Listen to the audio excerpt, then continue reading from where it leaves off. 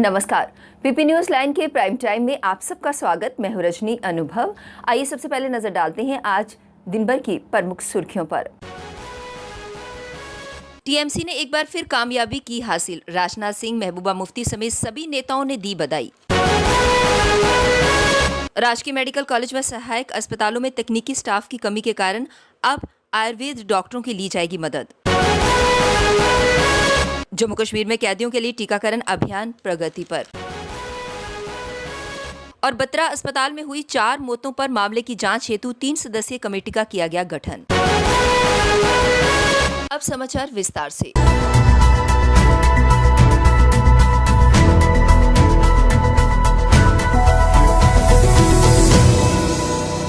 प्रदेश सरकार ने सिदड़ा स्थित बत्रा अस्पताल में शनिवार को ऑक्सीजन की कमी से हुई कथित 4 मौतों की जांच के निर्देश जारी कर दिए हैं।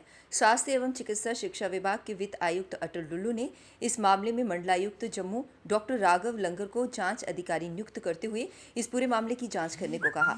मंडलायुक्त डॉक्टर राघव लंगर ने इस मामले में 3 सदस्यीय कमेटी का गठन किया है। कमेटी में स्वास्थ्य सेवा निदेशक जम्मू, उद्योग एवं वाणिज्य विभाग जम्मू के निदेशक और मैकेनिकल इंजीनियरिंग विभाग जम्मू के सुपरिंटेंडेंट इंजीनियर को सदस्य बनाया गया है। कमेटी बत्रा अस्पताल का दौरा कर पूरे मामले की जांच करेगी। प्रदेश में कोरोना कर्फ्यू के बावजूद संक्रमित मामलों पर नियंत्रण नहीं लग पा रहा है। रविवार को शाम 5 बजे तक 3,571 नए मामले और 41 मरीजों की मौत की पुष्टि हुई है। 28 मरीजों की मौत जम्मू संभाग में व 13 मरीजों की मौत कश्मीर में हुई। सबसे ज्यादा 15 मौतें जम्मू के जीएमसी अस्पताल में हुई हैं। जम्मू संभाग में हुई 28 मौतों में जीएमसी जम्मू में 15, राजौरी जीएमसी में 2, कटरा स्थित श्री माता वैष्णो देवी नारायण अस्पताल में 5, जीएमसी कठुआ में 1, डोडा जीएमसी में 1, ईएमसी अमृतसर में 1, सीडी अस्पताल जम्मू में 2 मौतें हुई हैं। एक मरीज की मौत घर पर ही हो गई। वहीं कश्मीर संभाग में हुई 13 मौतों में जेएलएनएम अस्पताल श्रीनगर में 2, स्किम्स सौरा में 2, एचएमएचएस अस्पताल में 3, स्किम्स जेवीसी में 1, कुलगाम जिला अस्पताल में 3, पुलवामा जिला अस्पताल में 2 मरीजों की मौत हुई है। जम्मू कश्मीर की जेलों में कोरोना संक्रमण से बचाव के लिए पुख्ता इंतजाम किए जा रहे हैं। जेल के कैदियों के लिए टीकाकरण अभियान प्रगति पर है। अभियान में म्यांमार के 200 से अधिक अवैध प्रवासियों के होल्डिंग सेंटर आवास से शुरू किया गया था। ये बात महानिदेशक कारागार विभाग वीके सिंह ने शनिवार को कही। वीके सिंह ने कहा कि केंद्र शासित प्रदेश की 13 जेलों में कैद 4,500 से अधिक कैदियों में कोई भी कोरोना पॉजिटिव नहीं है। ये अभी तक की सबसे बड़ी उपलब्धि है। अन्य जगहों पर कोरोना संक्रमण के शिकार लोग हो रहे हैं। अब कैदियों की शारीरिक बैठक को स्थगित कर दिया गया है। उनकी सुरक्षा के लिए टीकाकरण अभियान चल रहा है। 6 अप्रैल को कठुआ के होल्डिंग सेंटर हीरानगर से अभियान शुरू किया गया। इसमें 58 कैदियों को टीके लगे। श्रीनगर की केंद्रीय जेल में 16 अप्रैल को 38 कैदियों को टीके लगाए गए। इसी तरह अन्य जगहों में भी ये अभियान तेजी पर है। टीएमसी एक बार फिर पश्चिम बंगाल में सत्ता पर काबिज होने में कामयाब रही। रक्षा मंत्री राजनाथ सिंह देश के तमाम दिग्गज नेताओं ने ममता बनर्जी को जीत की बधाई दी। इस क्रम में जम्मू कश्मीर के पूर्व मुख्यमंत्री एवं पीडीपी मुखिया महबूबा मुफ्ती भी टीएमसी को उन्होंने भी बधाई दी। हालांकि इस दौरान उन्होंने भाजपा का नाम लिए बगैर निशाना साधा है। ये पहली बार नहीं है जब भाजपा के लिए महबूबा ने ऐसे शब्दों का प्रयोग किया है। लेह जिला प्रशासन ने 3 मई से नई एसओपी लागू करने की तैयारी की है। 3 मई से लेह के बाजारों में दुकानें 3 दिन खुलेंगी। प्रशासन ने रविवार को ये शेड्यूल जारी किया कि कौन सी दुकानें किस दिन खुलेंगी। रविवार के दिन लेह के सभी बाजार बंद रहेंगे। सिर्फ दवाइयों और जरूरी सामान की दुकानें ही खुलेंगी। रविवार को लेह के डिप्टी कमिश्नर श्रीकांत सुसे ने इस संबंध में आदेश जारी कर दिया। उन्होंने पुलिस प्रशासन व संबंधित विभागों को सख्ती से सुनिश्चित करने के लिए कहा है कि दुकानें तय शेड्यूल के अनुसार ही खुलें। इस समय लेह में कोरोना संक्रमण के मामलों में लगातार वृद्धि हो रही है। कोविड-19 के मरीजों को सप्लाई की जा रही ऑक्सीजन के प्रबंधन में तकनीकी स्टाफ की कमी से जूझ रहे राजकीय मेडिकल कॉलेज व सहायक अस्पतालों ने अब इसमें आयुर्वेद डॉक्टरों की मदद लेने का फैसला किया है। इससे ऑक्सीजन को जाया होने से बचाया भी जा सकेगा। यही नहीं, सीडी अस्पताल के वार्डों में भर्ती कोविड के मरीजों के लिए 10 से 15 लीटर की क्षमता वाले ऑक्सीजन कंसंट्रेटर लगाने की भी सहमति बनी है। कोविड के मरीजों के कारण राजकीय मेडिकल कॉलेज व सहायक अस्पतालों के बिस्तर लगातार बढ़े जाने के बाद स्थानीय प्रशासन से लेकर जीएमसी प्रशासन हर दिन नई नीतियां बना रहा है। उसी के तहत ये कदम भी उठाए जा रहे हैं। कोरोना से संक्रमित होने के बाद दिल्ली में उपचाराधीन प्रधानमंत्री कार्यालय के राज्य मंत्री व उधमपुर डोडा के सांसद डॉक्टर जितेंद्र सिंह की शनिवार को अस्पताल से छुट्टी हो गई।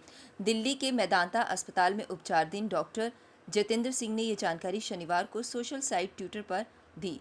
डॉक्टर जितेंद्र सिंह संक्रमित होने के बाद करीब 2 हफ्ते तक अस्पताल में उपचाराधीन रहे। गत शनिवार को उन्हें ट्वीट कर हालात में सुधार के बारे में उन्होंने जानकारी दी थी। अब ठीक होने के बाद उन्हें शनिवार को अस्पताल से घर जाने की इजाज़त दे दी गई। इसी बीच डॉक्टर जितेंद्र सिंह ने उनका इलाज करने वाले मेदांता अस्पताल के डॉक्टरों का धन्यवाद करने के साथ उन्हें जल्द स्वस्थ होने की कामना करने वाले शुभ चिंतकों का आभार भी जताया। उत्तरी कश्मीर के सीमांत जिले कुपवाड़ा के हंदवाड़ा के गांव वालों ने एम्बुलेंस ड्राइवर पर हमला कर दिया।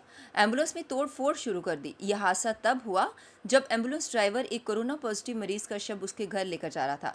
एम्बुलेंस ड्राइवर मुश्ताक अहमद ने बताया कि शनिवार को जिले के अस्पताल में एक कोरोना पॉजिटिव मरीज की मौत हो गई और जैसे ही वह मरीज के पैतृक गाँव मागाम पहुंचा तो वहां उसके परिवार वालों और गांव वालों ने एम्बुलेंस पर धावा बोल दिया। एम्बुलेंस में तोड़फोड़ शुरू कर दी। किसी तरह से जान बचाकर ड्राइवर मौके से भागने में कामयाब हुआ, लेकिन इस दौरान उसको भी मामूली चोटें पहुंची। मुश्ताक ने बताया कि गांव वाला का कहना था कि कहीं भी कोई कोरोना नहीं है, ये अस्पताल वालों का सब ड्रामा है। पुलिस ने मामले को संज्ञान में लेते हुए जाँच शुरू कर दी है। कोरोना संकट का सामना करने की मुहिम के बीच सचिवालय के कामकाज की जिम्मेवारी अब जम्मू के सचिवालय कर्मियों के कंधों पर आ गई है। करीब 60% कश्मीर के सचिवालय कर्मियों के लौटने के बाद अब सोमवार से सचिवालय में कर्मियों की संख्या कम हो जाएगी। ऐसे में सभी विभागों में कामकाज को सुचारू बनाने की जिम्मेवारी जम्मू के 40% सचिवालय कर्मचारी ही संभालेंगे। प्रशासनिक सचिव सुनिश्चित करेंगे कि ई-ऑफिस व्यवस्था में कामकाज सामान्य रूप से हो। अब जम्मू से विभागों की फाइलों का ऑनलाइन निपटारा होगा। श्रीनगर में सचिवालय के 11 मई के खुलते ही कामकाज पटरी पर आ जाएगा। कोरोना संक्रमण से उपजे हालात में भारतीय सेना ने कश्मीर संभाग के 17 मई से होने वाली अपनी भर्ती रैली को टाल दिया है। कश्मीर संभाग के 10 जिलों के युवाओं की सेना में भर्ती करने के लिए अब नए सिरे से भर्ती रैली की तिथि तय की जाएगी। सेना भर्ती कार्यालय श्रीनगर के अनुसार निकट भविष्य में होने वाली इस भर्ती रैली के लिए उम्मीदवारों को नए सिरे से पंजीकरण नहीं करवाना होगा। उन्हें पहले करवाए गए पंजीकरण के आधार पर ही बाद में एडमिट कार्ड भेजे जाएंगे। सेना ने पहले 17 मई से बांडीपुरा के सोनारवानी इलाके में हेलीपैड ग्राउंड में भर्ती रैली के आयोजन की तैयारी की थी। कश्मीर संभाग के श्रीनगर, अनंतनाग, बारामूला, पुलवामा, बडगाम, कुपवाड़ा, शोपियां, गांदरबल, बांदीपुरा व कुलगाम जिले के युवाओं को soldier general duty, technical, nursing assistant, veterinary, clerk, store keeper, technical, event management के पदों पर भर्ती करने की प्रक्रिया 28 मई तक जारी रखनी थी। अब ये रैली कोरोना से उपजे हालात के ठीक होने के बाद ही होगी। सैन्य सूत्रों का ये कहना है कि हालात सामान्य होने पर भर्ती रैली का आयोजन फिर से किया जाएगा। अब वक्त तो चला एक ब्रेक का, मिलते हैं ब्रेक के बाद।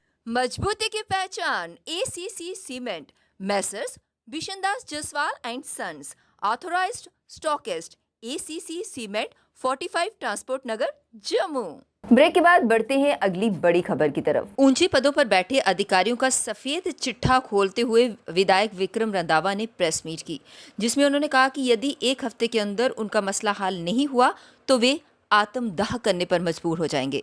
हम 1 हफ्ते के अंदर अगले सोमवार को 10 तारीख को सभी स्टोन क्रशर वाले अपने परिवार के साथ DMO के दफ्तर के बाहर आत्मदाह करेंगे। मैं विद अथॉरिटी एक विधायक होने के नाते आपको बता रहा हूं, और खुद नहीं जलेंगे। पहले इस हरामजादे DMO को जलाएंगे जिंदा। इस हरामजादे नाली के कीड़े को पहले जिंदा जलाएंगे, उसके बाद खुद को आग लगाएंगे। कोरोना कर्फ्यू के दौरान सड़कों पर सन्नाटा पसरा हुआ दिखाई दे रहा है। इक्का दुक्का वाहन ही सड़कों पर दौड़ता हुआ नजर आया। बाजार पूरी तरह से बंद है। पुलिस कर्मियों ने जगह जगह तारे लगाई हैं ताकि हर आने जाने वाले पर रोक लगाई जा सके। सिर्फ जरूरी काम पर जाने वालों को ही कर्फ्यू पास दिखाकर जाने की अनुमति दी जा रही है। तो ये अपील है कि या तो इसका रोस्टर बनाया जाए, थोड़ा सा जो एम्प्लॉयज़ हैं उनके लिए थोड़ा सा सोचा जाए, इनको 50% या 30% का कुछ ऐसा बनाया जाए रोस्टर देने बस एम्प्लॉयज़ को ये बोला गया है कि आपको एक प्रोफेशनल सर्विस जो करते हैं उनके लिए कार्ड इशू किया है। सरकार द्वारा लॉकडाउन के फैसले का समर्थन करते हुए व्यापारी वर्ग ने प्रेस कॉन्फ्रेंस की। उनका कहना था कि कोरोना की चेन को तोड़ने के लिए लॉकडाउन बहुत जरूरी था। लोगों को दिक्कत ना हो, सप्लाई लाइन भी ना टूटे और एसओपीज का भी पालन हो, इसके लिए लोगों के घरों तक सामान मुहैया करवाया जा रहा है। और फेडरेशन अपनी तरफ से सारी होलसेल सप्लायर को एसओपी जारी की है। आप जो है ऑन टेलीफोन हमें डिमांड दीजिए, हम जो है अपने लोगों तक पहुंचाएंगे। और कम से कम मेरे पास इस समय 100 के ट्रक जो है अनलोड होने के लिए, खाली करने के लिए तैयार हैं, लेकिन हमारी दुकानें बंद हैं। और इससे ये होगा कि होलसेल की जो सप्लाई चेन है, जो हम स्टॉक इकट्ठा करते हैं, उसमें भी कमी आ सकती है अगर ऐसे हालात रहे। तो मैं समझता हूँ डिविजनल कमिश्नर और हमारे जो है काफ़ी। पीपी न्यूज़ लाइन के प्राइम टाइम के आज के इस अंक में बस इतना ही। मुझे और मेरी पूरी टीम को दीजिए इजाजत और आप देखते रहिए पीपी न्यूज़ लाइन। नमस्कार।